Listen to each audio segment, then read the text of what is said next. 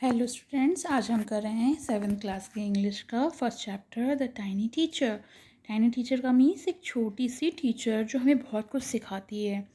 तो एक छोटी सी समरी है, हम पहले वो पढ़ेंगे। Though so very small the ant is unbelievably intelligent and hard working. इतनी छोटी होने के बाद भी जो चींटी होती है वो बिल्कुल भी भरोसा नहीं होता है इस बात का कि वो इतनी ज़्यादा इंटेलिजेंट और हार्ड वर्किंग यानी मेहनती है। Among the various kind the commonest ant is black और रेड।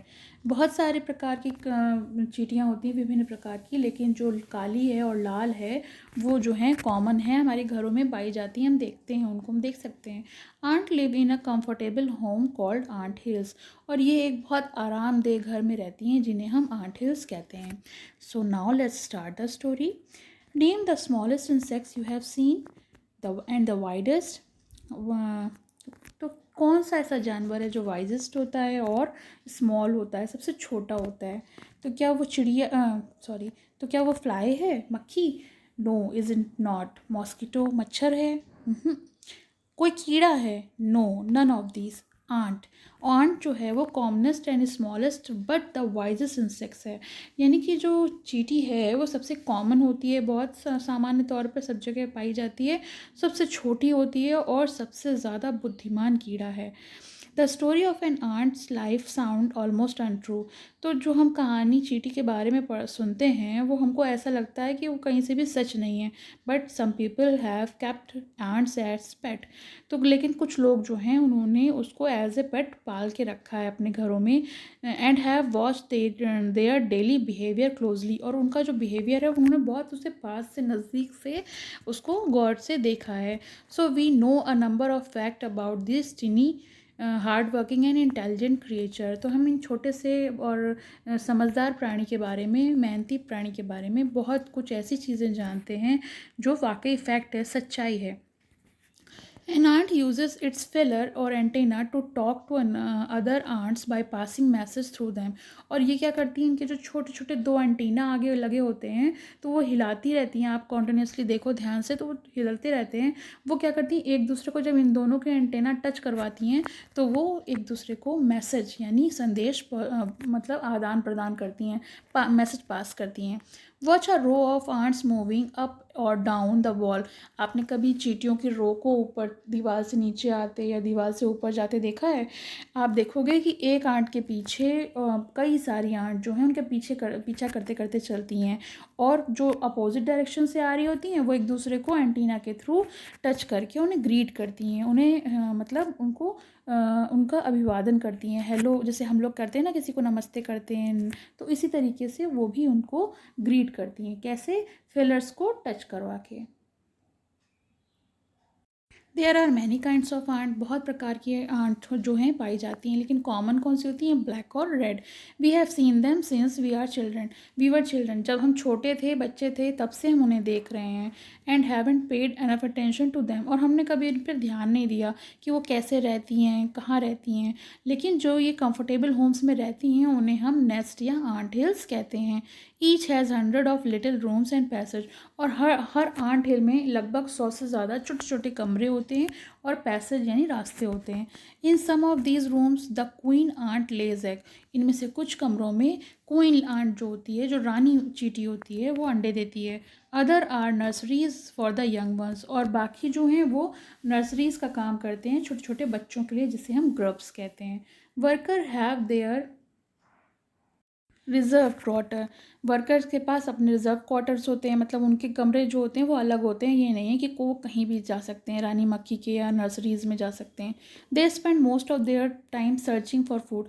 और वो वैसे भी अधिकतर अपना समय जो है वो भोजन की खोज में बिताते हैं। Some rooms reserve as storehouses for this food. और कुछ रूम्स जो हैं वो खाने के स्टोर करने के लिए काम आते हैं। Soldiers have separate barracks. Soldiers के अपने सेपरेट बैरक्स होते हैं, मतलब उनके लिए अलग जगह होती है। No worker has ever tried to live in a soldier house. और कोई भी वर्कर्स की ना तो ही कभी हिम्मत होती है, ना ही वो कोशिश करता है कि सैनिक चींटी के कमरे में या घर में रहना जाए। No soldier has ever gone out searching for food. और कोई भी सैनिक चींटी जो है वो भोजन की खोज में नहीं जाती है। नो वर्कर और सोल्जर और cleaner has ever harm the grub. और कोई भी वर्कर यानी कोई भी वर्कर जो काम करते हैं, जो सोल्जर जो जो रक्षा करते हैं या फिर जो सफाई करने वाले हैं, वो जितनी भी चींटियाँ हैं वो कभी भी ग्रब को यानी यंग वंस को नुकसान नहीं पहुंचाती हैं। So you see and ant's life is very peaceful. तो आपने देखा कि जो चींटी जो है उसकी जीवन जो है वो कितना शांतिपूर्ण होता है। Each just its share of work intelligently and bravely. हर कोई अपना कार्य बहुत बुद्धिमानी से और साहसपूर्वक करता है। And never fight with other members of the group. और अपने ग्रुप के किसी भी मेंबर से झगड़ा नहीं करता है। The queen is the mother of the entire population of the colony. तो जो कॉलोनी होती है, पूरा ग्रुप होता है, उसमें जो रानी होती है वो सबके लिए माँ के कार करती है, माँ की तरह सबको रखती है और लगभग 15 साल जीवित रहती है। It has a pair of wings. इसके एक पेयर ऑफ एक जोड़ा विंग्स के होते हैं। But bytes them of after it's wedding flight. लेकिन जब ये वेडिंग फ़्लाइट ले जाती है उसके बाद उन्हें वो तोड़ देती है। This flight takes place on a hot summer day. और ये जो वेडिंग फ़्लाइट है वो कब होती है, ये बहुत गर्मियों के दिन होते हैं तब ये एक उड़ान भरती है। The queen leaves the nest. वो अपना घर छोड़कर जाती है and goes out to meet a male ant. और वो मेल आंट से मिलने जाती है या फिर ड्रोन से मिलने जाती है बहुत ऊंचे हवा में। On its return to earth. और जब वो धरती पर वापस आती है, it get rids of its wing. और फिर वो अपने पंखों को झाड़ देती है। And does nothing but lay eggs. फिर वो कुछ नहीं करती है, केवल अंडे देती है। Egg hatch and grubs come out. Egg hatch होते हैं, सेते जाते हैं, और जो ग्रब्स हैं यानी छोटी बेबी आंट हैं वो बाहर आ जाती हैं।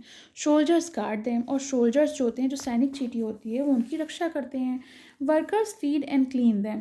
वर्कर्स क्या करते हैं, उनको भोजन कराते हैं, उनकी सफाई करते हैं। And also carry them about daily for airing exercise and sunshine. और संग संग में उन लोगों को रोज़ जो है बाहर की हवा, एक्सरसाइज और धूप सेकने के लिए भी ले जाते हैं। 2 से 3 हफ्तों के बाद जो है ग्रब्स जो हैं वो कोकून में बदल जाते हैं एंड लाई विदाउट फूड और एक्टिविटी फॉर 3 वीक्स मोर। और जो कोकून्स होते हैं वो कम से कम 3 हफ्ते तक जो है, बल्कि उससे ज़्यादा समय तक उनको भोजन की आवश्यकता या किसी भी एक्टिविटी उसमें नहीं देखी जाती है। Then cocoons break and perfect ants appear. फिर कोकून्स टूटता है और एक परफेक्ट आंट यानी बिल्कुल पूरी तरह से बनी हुई चींटी बाहर आती है, पूर्ण रूप से बनी हुई चींटी। Now it's time for teaching and training. अब क्या समय है उनको सिखाने का, उनको पढ़ाने का, उनको शिक्षा देने का। New ants learn their duties from old ants as workers, soldiers, builders and cleaners. जो नई चींटियां हैं वो अपनी ड्यूटीज़ किससे सीखती हैं, उन पुरानी चींटियों से जो वर्कर की तरह या सोल्जर की तरह या फिर बिल्डर या क्लीनर की तरह कार्य कर रहे हैं, वो उनसे अपनी ड्यूटीज़ सीखते हैं। After a few weeks of training the small ants are ready to go out into the big world of work. और कुछ हफ्तों के बाद, ट्रेनिंग के बाद जो है, ये छोटी छोटी चींटियाँ तैयार हो जाती हैं बाहर बड़ी दुनिया में जाकर काम करने के लिए। An ant hill is a home not only for ants but also for some other creature. Ant hill जो होता है वो केवल चींटियों के लिए घर नहीं होता है, बल्कि कुछ और प्राणी भी वहाँ रहते हैं, जैसे beetles, lesser breeds of ant and green fly. ये वहाँ पे क्यों रहते हैं, क्यों चींटियाँ इन्हें अपने घरों में रहने देती हैं? फॉर सेवरल रीज़न, बहुत सारे रीज़न है। Some gives off smell pleasant to ants senses. कुछ इनमें से ऐसे होते हैं जो आंट्स को एक ऐसी स्मेल देते हैं जो इनको बहुत अच्छी लगती है। Other give sweet juices. और कुछ जो हैं वो मीठा रस देते हैं। And some are just pet and playing things like cat and dogs to human beings. और कुछ वहाँ पेट की तरह रहते हैं, खेलते कूदते हैं, मतलब जैसे कि कुत्ते बिल्ली खेलते हैं ह्यूमन बींग्स के साथ, वैसे। The green fly is the ant's cow. लेकिन जो ग्रीन फ्लाई है वो चींटियों की गाय का कार्य करती है। The ants train it to give honey dew like milk with a touch of their antenna. और जो आंट्स हैं वो अपने एंटीना से जब इनको छूते हैं तो उनको एक, वो लोग जो हैं, जो ग्रीन फ्लाई हैं, वो हनी ड्यू देती हैं, वो उनके लिए दूध का कार्य करता है, और वो टच करती हैं और उनको वो मिल जाता है। The milk it just as we milk the cow. जैसे कि हम गाय का दूध पीते हैं वैसे ही वो उनका दूध पीती हैं, उनके लिए वो दूध का कार्य करता है। Have human learn as much as ant have.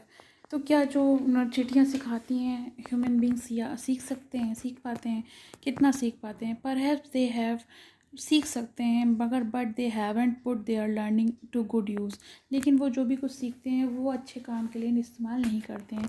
They may still learn a few things from this teacher, tiny teacher. अभी भी उन्हें बहुत सारी चीज़ें इस छोटी सी टीचर से सीखनी चाहिए, जैसे मेहनत करना, sense of duty, discipline, cleanliness यानी शिष्टाचार है, और मतलब हमारे जो कर्तव्य हैं उनके सेंसेस को, और उनके मतलब जैसे हम छोटे से बच्चों का ध्यान रखें। And above all a firmly loyalty to the land. इससे ऊपर एक ईमानदारी अपनी ज़मीन को लेकर, अपनी मातृभूमि को लेकर जहाँ हम रहते हैं। तो थैंक यू फॉर वॉचिंग, और मेरा एक्सप्लेनेशन पसंद आया तो प्लीज़ सब्सक्राइब माई चैनल।